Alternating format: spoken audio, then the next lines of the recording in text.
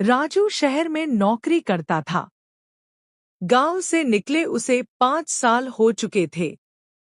माँ बार बार कहती, बेटा कभी घर आ जाया कर, लेकिन शहर की भागदौड़, काम का दबाव और फुर्सत नहीं है। यही बहाना राजू हर बार देता। एक दिन डाकिया उसके दरवाजे पर आया और एक पुराना लिफाफा थमा गया। उस पर माँ की लिखावट थी। राजू ने उसे खोला। चिट्ठी में लिखा था, बेटा अब आंखें कमजोर हो गई हैं, तेरा चेहरा धुंधला दिखता है।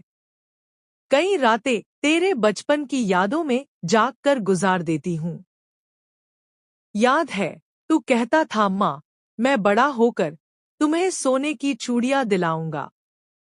बेटा चूड़ियां तो न सही, पर एक बार आकर मुझे गले लगा ले, यही सबसे बड़ा तोहफा होगा। राजू की आंखें भर आईं। उसके हाथ से चिट्ठी फिसलकर जमीन पर गिर गई। उसे एहसास हुआ कि जिन सपनों के पीछे वह भाग रहा था, उनके लिए उसने अपने असली सुख को खो दिया था, माँ का प्यार। उसी रात वह ट्रेन पकड़कर गांव लौटा।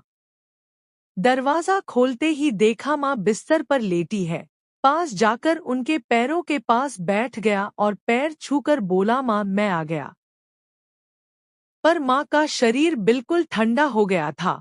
अब तो राजू जैसे सुन्न पड़ गया, कांपते हाथों से माँ का सिर छूता है।